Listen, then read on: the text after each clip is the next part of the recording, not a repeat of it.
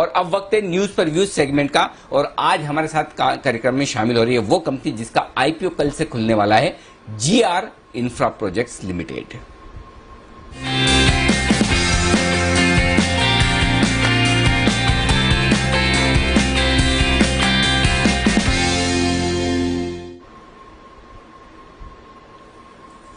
आइए पहले आपको आईपीओ की डिटेल्स दे दूं, उसके बाद कंपनी की डिटेल्स, प्रोमोटर्स की डिटेल्स, और उसके बाद हम मैनेजमेंट से करेंगे बातचीत। 828 से 837 रुपए ये है इश्यू का प्राइस बैंड, तो आप 837 रुपए ध्यान में रखें। 17 शेयरों का लॉट है, तो रिटेल इन्वेस्टर्स 17 शेयरों की लॉट साइज में लगा सकते हैं। 963 करोड़ की इश्यू साइज है और पूरा का पूरा ऑफर फॉर सेल है, यानी कि एग्जिस्टिंग इन्वेस्टर्स जो हैं वो इस इश्यू में बेच रहे हैं अपनी स्टेक, और नया कोई भी पैसा कंपनी के पास जाने वाला नहीं है। कंपनी का मार्केट कैप होगा लगभग 8100 करोड़ का हायर बैंड पर। यह है आपके लिए इश्यू की डिटेल्स। आइए कंपनी के बारे में आपको जानकारी दूं। जीआर इंफ्रा प्रोजेक्ट्स 1995 में इस कंपनी की स्थापना हुई। रोड और हाईवे बनाने का खास काम है इस कंपनी का, 15 राज्यों में मौजूद है। इसके साथ साथ ईपीसी, बीओटी और एचएएम, ये अलग अलग तरह के प्रोजेक्ट्स हैं इंफ्रास्ट्रक्चर में जिन पर कंपनी कामकाज करती है, और अब रेलवे इंफ्रा में भी अपना काम शुरू किया है। 100 से ज्यादा प्रोजेक्ट्स पर काम कर चुके हैं। उदयपुर, गुवाहाटी और संदीला, इन 3 जगह कंपनी के मैन्युफैक्चरिंग प्लांट है, और अहमदाबाद में भी एक प्लांट है कंपनी का। आइए स्वागत करते हैं, हमारे साथ कार्यक्रम में शामिल हो रहे हैं जीआर इंफ्रा के चेयरमैन विनोद कुमार अग्रवाल साहब। और अग्रवाल साहब के बारे में मैं आपको बता दूंगा, जीआर इंफ्रा के चेयरमैन भी है, होल टाइम डायरेक्टर भी है। रोड कंस्ट्रक्शन इंडस्ट्री में 25 सालों से ज्यादा का गहरा अनुभव अग्रवाल साहब रखते हैं। कंपनी की सारी स्ट्रेटेजी और पॉलिसी बनाने का कामकाज उन्हीं के जिम्मे है, और साथ ही बिडिंग, टेंडरिंग, प्लानिंग वगैरह ये सारी जो बातें हैं इन पर उनकी अहम भूमिका रहती है। नेशनल हाईवे बिल्डर्स फेडरेशन के आप प्रेसिडेंट भी हैं। विनोद कुमार अग्रवाल साहब, स्वागत है आपका। सर धन्यवाद जी बिजनेस के लिए वक्त निकालने के लिए और हमारे दर्शकों से बातचीत करने के लिए। सबसे पहले यही जानना चाहता हूं, कौन से हैं वो इन्वेस्टर्स जो इस आईपीओ में ऑफर फॉर सेल के जरिए अपनी हिस्सेदारी बेचना चाहते हैं, और क्या है उसकी वजह? थैंक यू सिंघवी साहब, नमस्ते। इसमें इस आईपीओ में हमारे 10 साल पहले 2011 में मोतीलाल ओसवाल ने इन्वेस्ट किया था।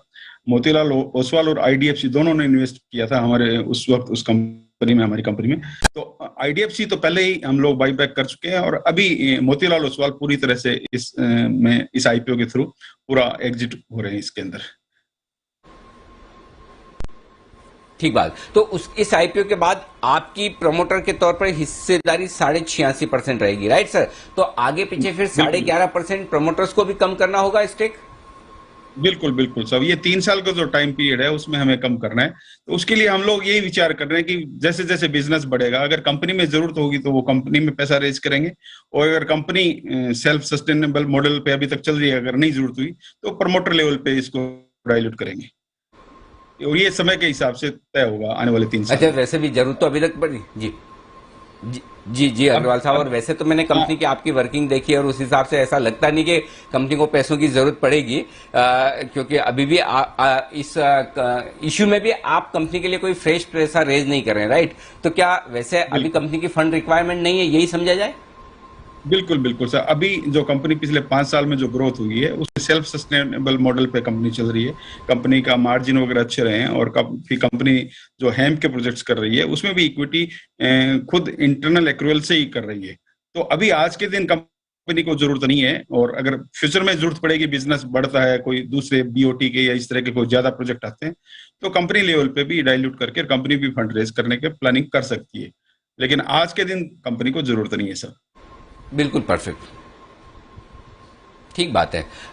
सर पिछले 3 सालों के मैं डेटा देख रहा था आपके रेवेन्यू के, कामकाजी मुनाफे के बहुत ही तगड़ी और जबरदस्त ग्रोथ आई है कंपनी में। 3 साल के डेटा तो हमारे पास है, लेकिन जैसा आपने कहा कि 10 साल पहले से बड़े इन्वेस्टर्स ने आपकी कंपनी में पैसा लगाया। पिछले 5 से 10 साल की कंपनी की ग्रोथ स्टोरी बताएं कि किस तरह से रहे आपके ये ग्रोथ स्टोरी के 5 से 10 साल, और कितनी ग्रोथ कंपनी ने की है, इसके बारे में जरा हमारे दर्शकों को अंदाजा दें सर। बिल्कुल बिल्कुल सर, 2011 में मोतीलाल ओसवाल और आईडीएफसी ने हमारी कंपनी में इन्वेस्ट किया था, और उसके बाद हमें फर्स्ट एनएचए का BOT annuity project Shillong bypass का हमें फर्स्ट प्रोजेक्ट मिला था। उसके बाद से कंपनी ने पीछे मुड़ के नहीं देखा। 3 साल बहुत अच्छे रहे। 2012-13 के बाद थोड़ा सा इंडस्ट्री में स्लो डाउन था, नए प्रोजेक्ट्स कम आ रहे थे। तो बीच में 2 साल थोड़ा सा स्लो रहा, लेकिन 2014 के बाद जब नई सरकार बनी उसके बाद तो बिल्कुल इनका विजन चेंज हो गया, और खास करके इस सरकार ने इस रोड सेक्टर को बहुत ज्यादा फोकस किया। तो हमारी जो मेन जो ग्रोथ है, हम लोग 2014 में करीब 800 करोड़ के टर्नओवर पे थे। 2014 के 800 करोड़ के टर्नओवर से इस साल हम लोग करीब 7,300 के टर्नओवर पे पहुंचे हैं। तो जो पिछले 5 साल की जर्नी है वो बहुत जबरदस्त रही। हम लोगों ने अच्छे प्रोजेक्ट किए, टाइमली प्रोजेक्ट कंप्लीट किए सारे, और गवर्नमेंट ने एक नया मॉडल है, हाइब्रिड एन्युटी मॉडल निकाला। वो भी एक बहुत सक्सेसफुल मॉडल रहा इंडस्ट्री के लिए, क्योंकि जो पहले जो बीओटी टोल मॉडल था उसमें लेंडर को थोड़ा सा कॉन्फिडेंस कम था, और इस हैम प्रोजेक्ट्स के कारण एक बहुत जबरदस्त ग्रोथ कंपनी में भी आई है, और इस सेक्टर में एक विश्वास जगह है सबका, लेंडर्स का भी और यूजर्स का भी और गवर्नमेंट का भी, कि सारे प्रोजेक्ट करीब करीब टाइमली कंप्लीट हो रहे हैं, लेंडर्स बिना डर के, क्योंकि इसमें लेंडर्स को काफी उनका जो इंटरेस्ट है, काफी गवर्नमेंट ने अच्छी तरह से उसका ध्यान रखा है। तो काफी अच्छे से उनका हैम प्रोजेक्ट्स के जो फाइनेंस है वो भी इजीली हो रहे हैं सभी प्रोजेक्ट्स में। हम लोग भी करीब 14 हैम प्रोजेक्ट्स कर रहे हैं अभी, 14 में से 5 हम लोग 6 कंप्लीट कर चुके हैं, बाकी सब चल रहे हैं। तो ये गवर्नमेंट का ही मेन इसके अंदर फोकस है, और हम लोग पूरा डिपेंडेंस, हम मैक्सिमम जो प्रोजेक्ट्स कर रहे हैं गवर्नमेंट्स के साथ ही कर रहे हैं, एनएचए और कुछ स्टेट गवर्नमेंट के साथ भी कर रहे हैं। स्टेट गवर्नमेंट में भी ज्यादातर यूपी और बिहार 2-3 प्रोजेक्ट है हमारे पास। तो ज्यादातर जो ऑर्डर बुक है वो एनएचए की है। तो पिछले जो 6 साल की जो जर्नी है सब, वो बहुत जबरदस्त जर्नी रही है, और आगे भी गवर्नमेंट का फोकस इस सेक्टर पे बहुत ज्यादा है। तो हमें लगता है कि आगे भी ये जो आगे जो रोड कंस्ट्रक्शन की जो स्पीड है, कम से कम आने वाले 10 साल तक इसी तरह मेंटेन रहेगी, क्योंकि अभी गवर्नमेंट ने 25 नए ग्रीनफील्ड एक्सप्रेसवे डिक्लेयर किए हैं। अभी हम लोग जो सबसे ज्यादा काम कर रहे हैं, दिल्ली बॉम्बे जो नया ग्रीनफील्ड एक्सप्रेसवे बन रहा है उस पर हम लोग सबसे ज्यादा काम कर रहे हैं। तो गवर्नमेंट का ये भी टारगेट है कि 2024 तक इस दिल्ली बॉम्बे हाईवे को कंप्लीटली पूरा करके और इस पर ट्रैफिक दे दिया जाए। तो जो इस तरह से हम लोगों को लगता है कि आने वाले 10 साल इस सेक्टर के लिए बहुत ही अच्छे रहेंगे। ठीक बात है। अच्छा अग्रवाल सर, एक चीज बताएं कि अभी फिलहाल आपकी ऑर्डर बुक कितनी है और कितने समय में इसे कंप्लीट करेंगे, और इस ऑर्डर्स को जो भी आपकी ऑर्डर बुक है उसे कंप्लीट करने के लिए क्या कुछ कर्ज बढ़ाने की जरूरत पड़ेगी, पैसों की जरूरत पड़ेगी आपको? नहीं साहब, अभी जो ऑर्डर बुक है उसके लिए हमारे पास सफिशिएंट फंड, सफिशिएंट कैपेक्स हम लोग कर चुके हैं। अभी जो ऑर्डर बुक है करीब हमारी 19,000 करोड़ की ऑर्डर बुक है, तो इसके लिए और फंडिंग की जरूरत नहीं है। लेकिन हम लोग इस साल टारगेट कर रहे हैं कि करीब गवर्नमेंट काफी ज्यादा बिडिंग कर रही है इस साल भी, तो हम लोग इस बार टारगेट कर रहे हैं कि इस साल भी कम से कम हम 15,000 करोड़ के प्रोजेक्ट और लें। अगर ये प्रोजेक्ट और हमें मिलते हैं तो थोड़ा रहेगा, लेकिन गवर्नमेंट के इन प्रोजेक्ट्स में काफी सारा मोबिलाइजेशन एडवांस, 10% मोबिलाइजेशन एडवांस का प्रोविजन रहता है, तो वो भी हमें उपलब्ध है। तो मुझे नहीं लगता बहुत ज्यादा डेट की हमें कोई जरूरत पड़ेगी इसमें। अच्छा और ये अग्रवाल जो सर, एक ऑर्डर बुक है इंटरेस्टिंग ये चीज देख आने रहा था वाले मैं आप प्रोस्पेक्टस में। जी जी जी जी, अपनी बात आने वाले पूरी करें। जी जी 2.5 सर। साल में पूरा करना है। हाँ सर, सॉरी। हम्म। अच्छा सर, एक चीज मैं बड़ी इंटरेस्टिंग पढ़ रहा था आपके प्रोस्पेक्टस में, उसमें ये लिखा है आपने कि अभी तक आपके ऊपर एक भी बार पेनल्टी लगी नहीं कोई भी प्रोजेक्ट को डिले करने को लेकर, और कम से कम 8 प्रोजेक्ट में ऐसे देख रहा हूँ, हाँ 8 तो मुझे नजर आ रहे हैं, 8 या 9 प्रोजेक्ट ऐसे हैं जो आपने समय से पहले पूरे किए, और उसमें आपने सरकार से बोनस भी लिया है। ये कमाल कैसे किया? मतलब आमतौर पर ऐसा होता है कि मतलब इंफ्रास्ट्रक्चर में सबसे बड़ी समस्या यही कि प्रोजेक्ट टाइम से कंप्लीट ही नहीं होता है, तो आप कैसे करते हो? सबको काम पे लगा देते हैं क्या? मतलब क्या फॉर्मूला क्या है आपके पास कि आपके प्रोजेक्ट एकदम टाइम से पहले कंप्लीट हो जाते हैं और बोनस भी लेते हैं आप? बिल्कुल साहब, ये तो देखिए फोकस का ही, आप कितना उस पर ध्यान देते हैं, कितना फोकस होके काम करते हैं। तो हम लोग वो प्लानिंग का ये इशू है कि जो ही प्रोजेक्ट हमें अवार्ड होता है तो हमारी पूरी प्लानिंग दिन रात चालू हो जाती है, और हम लोग कोशिश करते हैं कि उस प्रोजेक्ट को टाइम से पहले पूरा करें। टाइम से पहले पूरा करने में सबसे बड़ा सर क्या है, बोनस तो एक सेकेंडरी चीज हो गई। बोनस के साथ अलावा हम लोग ओवरहेड में बहुत ज्यादा सेव करते हैं। तो हमारी हमेशा प्लानिंग रहती है कि प्रोजेक्ट टाइमली कंप्लीट हो, और अगर टाइम में डिले होता है तो उस प्रोजेक्ट में फिर प्रॉफिट मार्जिन नहीं मिलता है। तो ये टाइमली कंप्लीशन ही और क्वालिटी के साथ कंप्लीशन, ये हम लोग पूरी कोशिश करते हैं कि ये हो, और इसीलिए हम लोग थोड़ा डिसिप्लिन में रहते हैं कि अपनी कैपेसिटी के हिसाब से ही काम लेना, कैपेसिटी के हिसाब से ही, गलत बिडिंग नहीं करना। तो ये सब चीजें इसके कारण ये सब संभव हो पाती है कि आप टाइमली काम पूरा कर पाते हैं। तो टाइमली कंप्लीशन, और गवर्नमेंट का भी अभी सब पिछले जो 5 साल के अंदर है गवर्नमेंट ने भी बहुत सपोर्ट किया है। सारा लैंड एक्विजिशन के और में बहुत ज्यादा सपोर्ट है गवर्नमेंट का। कि सबसे पहले जो पुराने जो प्रोजेक्ट्स जो डिले होते थे वो लैंड एक्विजिशन के कारण ही डिले होते थे, लेकिन अभी गवर्नमेंट का सपोर्ट इतना ज्यादा है।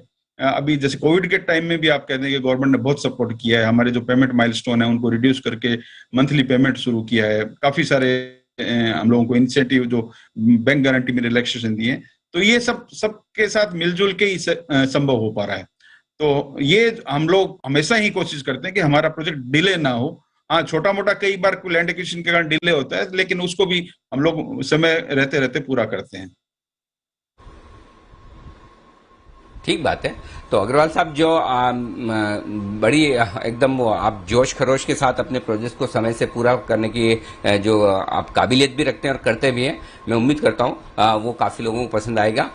कल से आपका आईपीओ खुलने वाला है, बहुत बहुत शुभकामनाएं। आपके आईपीओ को बहुत अच्छा रेस्पॉन्स मिले और शेयर बाजार में और कैपिटल मार्केट्स में आपकी कंपनी की पारी की जो शुरुआत होने जा रही है वो दमदार हो, ऐसी हमारी शुभकामनाएं। बहुत बहुत धन्यवाद सर हमारे लिए वक्त निकालने के लिए। Thank you sir, thank you sir, thank you ji. बिल्कुल। तो ये थे दीप जीआर इंफ्रा के टॉप मैनेजमेंट, जो अपनी कंपनी की योजनाओं के बारे में बताते हुए। कल से खुलेगा आईपीओ। जी बिल्कुल सर, कल खुलने वाला है आईपीओ। और ये बहुत बड़ी बात आपने निकाली सर कि सारे प्रोजेक्ट्स टाइम पर कंप्लीट किए रहे हैं और बोनस भी इन्हें मिला है प्री कंप्लीशन, समय से पहले कंप्लीट करने का। बट आपकी राय क्या बन रही है सर मैनेजमेंट से बात करने के बाद कंपनी पर? दीप, कंपनी काफी बढ़िया नजर आ रही है और पुराना जो ट्रैक रिकॉर्ड है पिछले 10 सालों की ग्रोथ का, स्पेशली लास्ट 3 से 5 साल की ग्रोथ का, बड़ा इंप्रेसिव है। देखिए, इंफ्रा कंपनी में दो ही सबसे बड़ी समस्या है, एक तो प्रोजेक्ट का डिले होना और दूसरा भारी भरकम कर्ज। अगर आपका प्रोजेक्ट डिले नहीं होता तो कर्ज की समस्या दूसरी वाली जो है वो अपने आप काबू में आ जाती है। और जीआर इंफ्रा इस दिशा में जो काम किया है इन्होंने, वो बहुत ही इंटरेस्टिंग और बहुत मतलब ये कह सकते हैं कि बाकी इंफ्रा कंपनियों के लिए भी एक बड़ा रोल मॉडल हो सकता है। तो ये दोनों ही फ्रंट पर मुझे लगता है कंपनी ने अच्छा काम किया। तो on the face of it, वैसे तो हमारी जो परंपरा है, कल सुबह जब 8 बजे हम ये इशू खुलेगा तो उस पर हम बातचीत करेंगे विस्तार से, लेकिन इसमें कोई डाउट नहीं, company on the face of it अच्छी नजर आ रही है। अब खाली वैल्यूएशंस देखने हैं तो वैल्यूएशंस और देख लेंगे, बट बिजनेस मॉडल के लिहाज से, ग्रोथ के लिहाज से, मैनेजमेंट के एक्सपीरियंस और ट्रैक रिकॉर्ड के लिहाज से अच्छी कंपनी है जो आईपीओ के लिए कंसीडर करनी चाहिए। अब खाली कल वैल्यूएशन और देख लें, अगर वैल्यूएशन भी आकर्षक रहे तो डेफिनेटली इस आईपीओ में पैसा लगाने की राय आएगी आपके लिए।